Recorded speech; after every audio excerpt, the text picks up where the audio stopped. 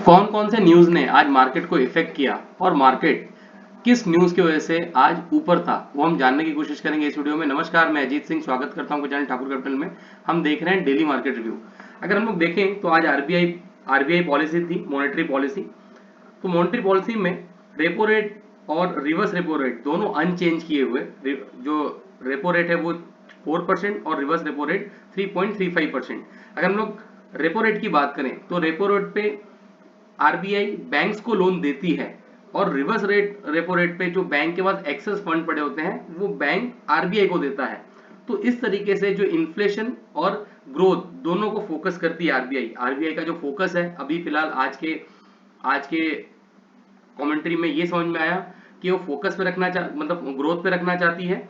और जिस तरीके से इन्फ्लेशन अगर देखें तो 2021 में 5% था, उनका फोकस है कि ये 2021-22 में शायद 5.2% रहे, उसके ऊपर ना नहीं होगा।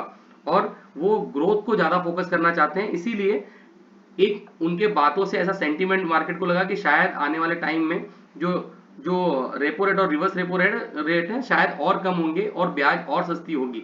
और इस सेंटीमेंट के हिसाब से मार्केट ने आज ऊपर अपने आप को ऊपर रखा, मतलब लिक्विडिटी क्रिएट करने की कोशिश की है आरबीआई ने।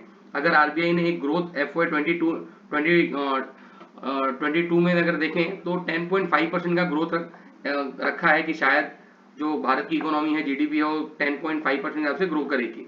और उनका पूरा फोकस सिर्फ ग्रोथ पे और लिक्विडिटी क्रिएट करने में है। जब भी कोई भी रिसेशन आता है हमेशा गवर्नमेंट्स ये क्रिएट कोशिश करती हैं कि लिक्विडिटी क्रिएट करें। अगर लिक्विडिटी क्रिएट होगी, अगर बिजनेस को इजीली फंड अवेलेबल होगा तो वो आने वाले टाइम में अच्छा परफॉर्म करेंगी। उसी तरीके से आईएमएफ, इंटरनेशनल मॉनेटरी फंड ने एक जो इंडिया का जो ग्रोथ है वो एक्सपेक्ट किया है FY22 में कि ये 12.5% के हिसाब से रहेगा, क्योंकि वर्ल्ड वाइड सबसे कम जो हिट है वो इंडिया को लगा कोविड का।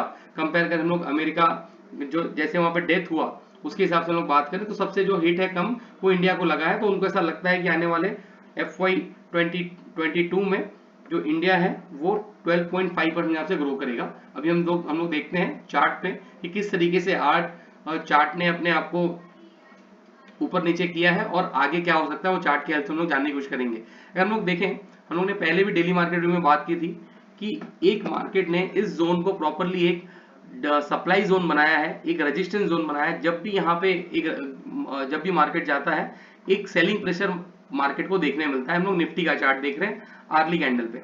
हम लोग देखें यहाँ पे 1 2 3 4 5 और आज ये 6वीं टाइम मार्केट ने यहाँ पे रेजिस्टेंस लिया है, ये हम लोग चेक कर सकते हैं। और जब भी हम लोग देख रहे हैं कि मार्केट एक प्रॉपरली फिबोनाची का रिट्रेसमेंट लेता है 50% या 0.61% का और उसके बाद एक वापस बाउंस करता है और वापस नीचे आता है, जैसे हम लोग यहाँ पे देख रहे हैं उसी तरीके से हमने यहाँ भी देखा था कि जिस तरीके से मार्केट ने एक रिट्रेसमेंट लिया था और वापस ऊपर आया था। मतलब हर जगह बार बार मार्केट उसी जोन पे रेजिस्टेंस ले रहा है। अभी ऐसा लगता है कि जब भी मार्केट इस रेजिस्टेंस को ब्रेक करेगा, और बहुत ज्यादा टाइम हो गया है और बार बार अगर प्राइस उस रेजिस्टेंस को टच करे तो उसके चांसेस ज्यादा हो जाते हैं ब्रेक करने के।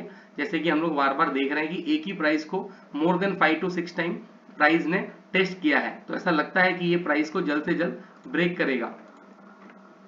कैंडल्स अगर यहाँ पे हम लोग देखें डेली चार्ट में, तो डेली चार्ट में 1 2 3 और आज 4 प्रॉपरली 4 कैंडल ने सेम हाई को टच किया है, यहाँ पे हमें देखने मिल रहा है। उसी तरीके से हम लोग वीकली बेसिस पे देखें तो वीकली बेसिस पे एक हमको ना अच्छा हैमर टाइप का कैंडल देखने मिल रहा है कि सेलर ने बहुत कोशिश की थी इस वीक में मार्केट को नीचे लेके जाने की, और वो नीचे लेके भी गए थे 14,462 पर वहां से बायर एग्रेसिव रहे और बायर ने आज जो क्लोज किया है वो किया है 14,819। हम लोग यहाँ पे चेक कर सकते हैं, तो एक ही पॉजिटिव साइन है।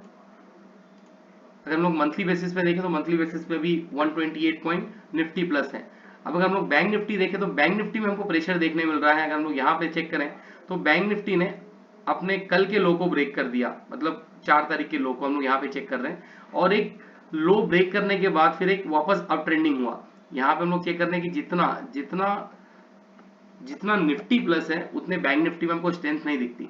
अगर हम लोग देखें तो इस लेवल पे निफ्टी ने कम से कम 5 से 6 बार रेजिस्टेंस लिया, मगर हमको बैंक निफ्टी में वो रेजिस्टेंस देखने नहीं मिलता कि यहाँ के अगर इस जोन पे अगर हम लोग देखें 23 मार्च का जो हाई है वहां पे कंटिन्यू निफ्टी रेजिस्टेंस ले रहा है, ये है 23 मार्च का हाई, और जो 23 मार्च के हाई को प्रॉपरली रेजिस्टेंस ले रहा है, मगर बैंक निफ्टी में हमको ऐसा देखने नहीं मिलता। बैंक निफ्टी का जो 23 मार्च का हाई है वहां तक अभी तक बैंक निफ्टी नहीं आया, उसके नीचे नीचे एक रेजिस्टेंस लेता जा रहा है, जैसे एक रेजिस्टेंस यहाँ पे क्रिएट किया है और अभी एक इस सपोर्ट जोन को ही रेजिस्टेंस जोन बना लिया है।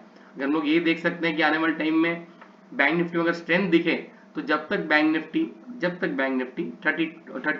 32,700 नहीं ब्रेक करता इस लेवल को, हम लोग बैंक निफ्टी में उतना स्ट्रेंथ नहीं देखेंगे। मतलब ये देख हम लोग सकते हैं कि तकरीबन यहाँ से 34,000, मतलब यहाँ से हम लोग देख सकते हैं कि तकरीबन 1100 पॉइंट अगर बैंक निफ्टी ऊपर जाता है तो हम लोग को उसमें स्ट्रेंथ देखने मिलेगा।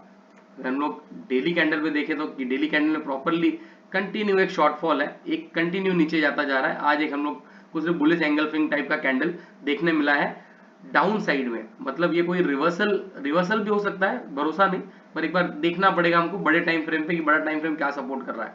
वीकली बेसिस पे अगर देखें तो वीकली बेसिस पे भी एक नीचे से थोड़ा सा ऊपर बैंक निफ्टी को खींचा है बायर्स ने, मगर ये सस्टेन्ड होगा कि नहीं वो हमको देखना पड़ेगा आगे के टाइम फ्रेम में। यहाँ पे हम लोग देखें तो अभी भी एक डाउन साइड ही है बैंक निफ्टी में, 312 पॉइंट माइनस है। हम लोग ईएमएस पे देखें तो ईएमएस हम लोग ये देख सकते हैं कि 200 और 50 EMA के ऊपर ट्रेड कर रहा है अर्ली कैंडल पे। डेली कैंडल पे अगर हम लोग देखें तो डेली कैंडल पे प्रॉपरली 50 EMA के ऊपर ट्रेड कर रहा है और 3 to 5 EMA और मीडियन और 13 EMA सब इंटेंगल हो चुके हैं यहाँ पे, मतलब हर एक EMS यहाँ पे इंटेंगल हो चुका है और एक पॉजिटिव संकेत है। अगर यहाँ से एक क्रॉसओवर होगा तो एक ज्यादा बड़ा मूव हमको देखने मिलेगा डेली कैंडल पे, यहाँ पे हम लोग चेक कर सकते हैं। और एक जो बॉलिंजर बैंड है वो भी अगर हम लोग देखें तो इस यहाँ से लेके यहाँ तक प्रॉपरली फ्लैट है, एकदम टोटली एकदम सिंक्रोनाइज है। अगर बड़े टाइम फ्रेम पे अगर इसका बैंड अगर ओपन है तो ऐसे ज्यादा चांसेस है कि डेली टाइम फ्रेम में बैंड ओपन होगा और जिस तरीके से कैंडल स्टिक बन रही है वो शायद ऊपर की तरफ ही होगा। तो हम लोग पहला टारगेट इसका 15,300 ले सकते हैं इस लेवल पे, क्योंकि बैंड वीकली कैंडल में और मंथली कैंडल में ओपन है और डेली कैंडल में सिंक्रोनाइज है।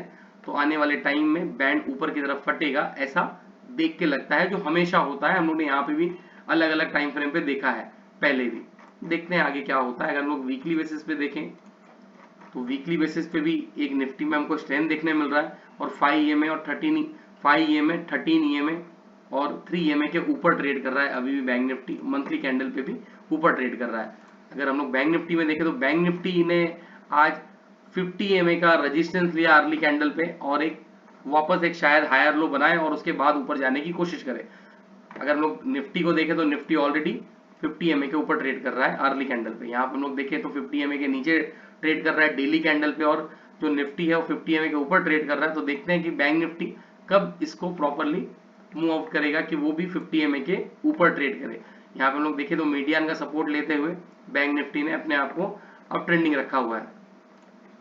मंथली बेसिस पे देखें तो मंथली बेसिस पे भी 5 EMA के ऊपर है। हम लोग आज देखें कि क्या ट्रेड हुआ है आज NSE की साइड पे, तो 135 पॉइंट प्लस रहा, 0.92% प्लस रहा। Market overall percentage wise 43 companies plus रही, 7 कंपनी माइनस रही।